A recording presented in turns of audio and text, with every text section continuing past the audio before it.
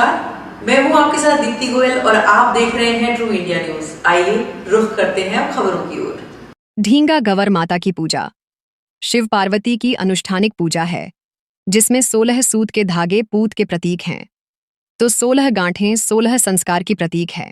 जोधपुर शहर के भीतरी भाग में अलग अलग स्थानों पर हो रही ढींगा गवर माता की पूजा, जो 16 दिन तक पूरे विधि विधान से होती है, जहां 16 धागे हाथ में बांधकर तीजड़ियां पूजा अर्चना करती है, गवर के परंपरागत गीत गाने के साथ नृत्य करती है।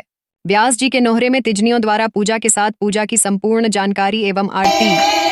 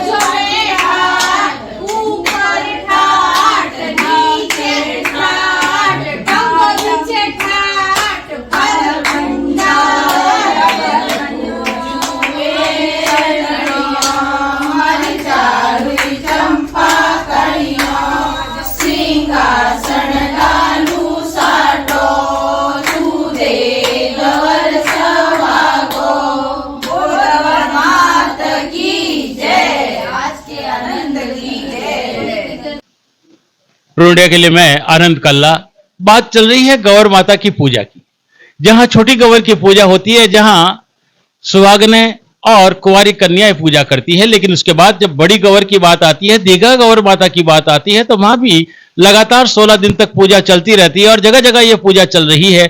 और हमारी टीम आज यहाँ जहां जालोरी गेट के आगे व्यास जी के नोहरे के पास आई हुई है और पूरी टीम जिस भावना के साथ जुड़ी होती है, और हमारा आज का मूल मकसद यही रहेगा कि जो पूजा अर्चना होती है जिस तरीके से होती है, 16 दिन तक जब पूजा होती है, और वहां जहां आप जो अपने हाथ में ये जो सूत बांधती है, 16 गांठें होती है, इन सब के बारे में जानना चाहेंगे। और प्रियदर्शी जी हमारे साथ है, और ऐसे कि सबको मालूम पड़े कि ये पूजा आखिरकार क्यों होती है और किस तरीके से होती है।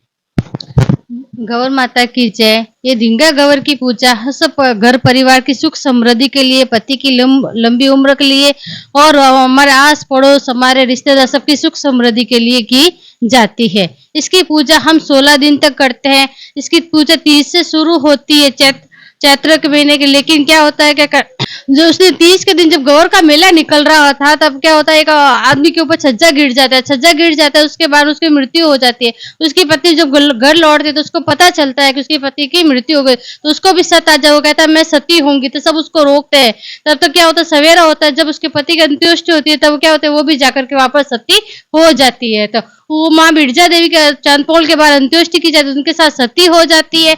वो कहती है तुम्हारी पुत्री है तो इसका कौन संभालेगा, तो कहती है कि अगर मेरी पुत्री को मैं 1-1.5 साल के बाद वापस बुला लूंगी अपने पास, तब तक आप लोग इसका ध्यान रखना। अब उसको ताले के अंदर बंद किया जाता है, फिर भी वो माता को सत आया हुआ होता है, वो चली जाती है और वहां पर वह सती हो जाती है। इस कारण हम गौर माता की पूजा कुछ तीजड़ियां गौर माता की जो पूजा होती है वो पंचमी से शुरू करते हैं, जिसके कारण हम उसके वापिस दी जाती है, तब तक हम पूजन करते रहते हैं। उसके अंदर हम 16 धागों के 16 गांठ बांध करके पूजा की शुरुआत करते हैं। सबसे पहले हम कुम्हार के यहाँ जाते हैं, वहां से हम माटी के ढकनियां वगैरह लेकर के आते हैं और उसके अंदर हम जवारे बहाते हैं और उसकी पूजा शुरू करते हैं। और अच्छे बच्चे के रूप में माटी से कुछ हम बनाते हैं, उनका आकार देते हैं बच्चों का और उनकी पूजा की जाती है। और पूजा के अंदर हम चिरमी रखते हैं और कोडी भी रखते हैं। इसके अलावा हम 16 दिन तक गौर माता के गीत गाते हैं और सब तीजड़ियां जब तक आती है, जिनके धागा बंधा हुआ होता है उनका हम इंतजार करते हैं। उसके बाद हम पूजा शुरू करते हैं। शुरुआत के अंदर पूजा के अंतर्गत हम सबसे पहले किवाड़ी खोलते हैं, फिर उसके लीप या गुप यानी आंगन को शुद्ध करते हैं, क्योंकि लीप या गुप यानी कि जो माटी होती है, लाल माटी, वो शुद्ध होती है, वो पुराने जमाने से वही चली आ रही। तो आज तक यही परंपरा बनी हुई है कि हम सभी लाल माटी से ही उसको लीपते रहते हैं। उसके बाद हम कुक्कू से पूजा करते हैं। सभी माताओं के जो तिजड़ियां होती है वो तिलक निकालती है, गौर के गीत गाती है और आजकल जो नाच गाना भी चलता रहता है। और जहाँ हम पूछते हैं वहीं पर हम नाच गाना करते हैं और हम चाहते हैं हम वहीं पर ही सारा दिन पूजा करें और वहीं पर नाच गाना करें। हम नहीं चाहते कि हम बाहर कहीं जाकर के नाच गाना करें। अगर हमें जाए और मौका मिले तो हम गौर के गीत ही गाना पसंद करेंगे। 16 दिन की पूजा के बाद जब बीच का दिन आता है, बीच के दिन हम सरोवर से अमृत जल लाते हैं और वहां से क्या करते हैं, हम तीज के दिन पूजा करते हैं। तो जब हम सरोवर में जाते हैं तो उस समय जो सरोवर से जो जल लाती है वो औरतें जो होती है, वो जो लड़कियां होती है, वो गौर का स्वरूप बन जाती है और ऐसा लगता है कि गौर माता हमारे सामने साक्षात चल रही है। तो उसके बीच में कई मार्ग में अवरोध आ जाता है, कई तो वो हमें क्या होता है, बुरा लगता है, ऐसा लग रहा है माता मुश्किल में है, माता मुश्किल में है। फिर जब तीज की पूजा होती है तो उसी सरोवर के लाए हुए जल से हम अमृत जल से हम पूजा करते हैं और गीत गाते हैं और लास्ट दिन हम पूजा करते हैं। और जो हमारी जो 7वीं आरती होती है, हम 7 आरतियां गाते हैं। जो 7वीं आरती होती है उसके अंतर्गत हम सभी के लिए क्या होती है, सुख समृद्धि विश्व बंधुत्व की भावना को उजागर करते हैं और चाहते हैं कि हमारे साथ वही हो। और 16वें दिन के पूजा करने के बाद हम सुबह जाते हैं, गौर माता को बुलावनी करते हैं। उस हमारे सामने कोई नहीं आना चाहिए। हाँ, हमारे हाथ में छड़ी जरूर होती है, वो इसलिए होती है कि कोई जानवर वगैरह हमारे सामने आ जाए, हमारे शरीर को कोई नुकसान पहुंचा रहा है, हमारे कोई सामने कोई अवरोध हो रहा था, हम उसको बेधड़क से हटा सके, इस कारण हम छड़ी हाथ में रखते हैं। बिल्कुल, जो इस बार जो स्टेज नहीं लग रहे हैं और आपकी बात मानी जा रही है, उसके लिए क्या कहेंगे? उसकी हमें बहुत अति खुशी हो रही है कि हमारे लिए स्टेज नहीं है, क्योंकि ये एक ढिंगा गवर के मेले में ही क्यों स्टेज लगता है। औरतें तो हर पूरे साल कुछ ना कुछ पूजन करती रहती है, दशा माता की पूजा करती है, वट सावित्री की पूजा करती है, कजली तीज की पूजा करती है और जो धनतेरस आती है तो वो जाकर के वो धन भी लाती है और चांदपोल के बाहर जाकर के, तो इतनी सारी पूजाएं औरतें तो पूरे साल कुछ ना कुछ करके पूजा करती ही रहती है। मंगला गौरी का व्रत करती है, उस समय तो स्टेज नहीं लगते हैं। छोटी तीज की पूजा होती है ढिंगा गवर से 15 दिन पहले, उस समय तो स्टेज नहीं लगता है। फिर ढिंगा गवर में ऐसा क्या है जो स्टेज लगा करके उसको सार्वजनिक बार बार किया जाए और सोशल मीडिया पर डाला जाए, हमने इतना बड़ा स्टेज लगाया, हमने इतना बड़ा स्टेज लगा, हमने इतना सम्मान दिया, और आप कहते हो हमने तीजड़ियों का सम्मान किया, तो आपको क्या पता वो तीजड़ी है या नहीं। बहुत बहुत धन्यवाद। बिल्कुल, हमारे साथ खुशबू जी भी हैं और जगह जगह से जहां पूजा करने के लिए यहाँ आती है, और खुशबू से जानना चाहेंगे कि ये जो आपके यहाँ जो जिस तरीके से परंपरागत गीत गाए जाते हैं, उस गीतों के साथ आप जिस तरह से खुशियां मनाते हैं, उन गीतों का रंग भी हम आपसे जानना चाहेंगे थोड़ी सी जानकारी के साथ। गौरों के गीत जो होते हैं वो बहुत ही आनंददायक होते हैं।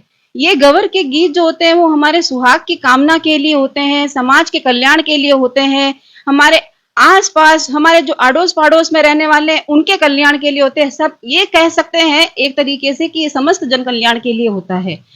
लेकिन साथ में ये भी है कि गीतों का महत्व जो है वो समाज कल्याण, विश्व कल्याण, हमारे सनातन धर्म की पहचान के साथ साथ ये भी हमें बताता है कि हम किसी से बैर भावना ना रखें, मिलजुल कर रहें। साल भर में जैसे हम तीजड़ियां मिलती हैं तो जिस चीज से हम उनका इंतजार करती हैं, वैसे ही हमारा विश्व भी, हमारा समाज भी, हमारा आड़ोस पड़ोस वाले भी, ये नहीं कि आड़ोस पड़ोस वाले हमारे घर के नहीं, हमारे भारतवर्ष के भी जो आड़ोस पड़ोस के हैं, जैसे आप सभी समझ सकते हो जो हमारे पड़ोसी देश वगैरह हैं, वो सभी भी हमारे साथ हिल मिलजुल कर रहे हैं। ऐसी कामनाओं के साथ हम गीत गाते हैं और इन गीतों के माध्यम से हम सभी हमारा समय भी व्यतीत करते हैं, ताकि जो हम उपवास की हुई स्त्रियां हैं जो नमक नहीं खाती हैं तो वो जो समय है हमारा कैसे हंसी खेल में निकल जाए हमें पता ही नहीं चलता है। बिल्कुल, एक गीत गौर माता के लिए।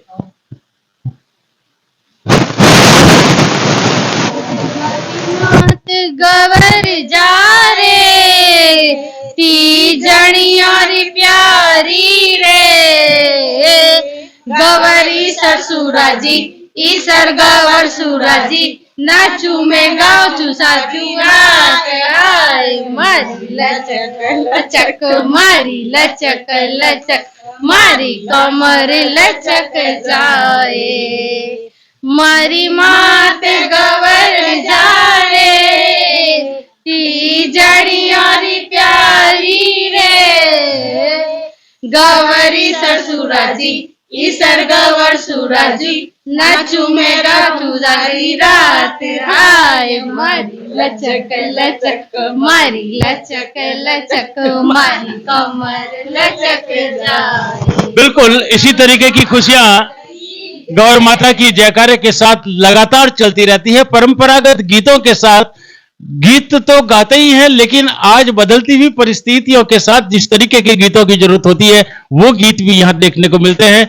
और विश्व कल्याण की भावना के साथ इसी तरीके से ये परंपरागत त्योहार इन्हीं की भावनाओं के रूप चलता रहे, हम हमारे चैनल के माध्यम से यही कहना चाहेंगे। ढींगा गौर मात की जय, और ढींगाना भी बिल्कुल वैसे ही हो जैसे ये चाहती है।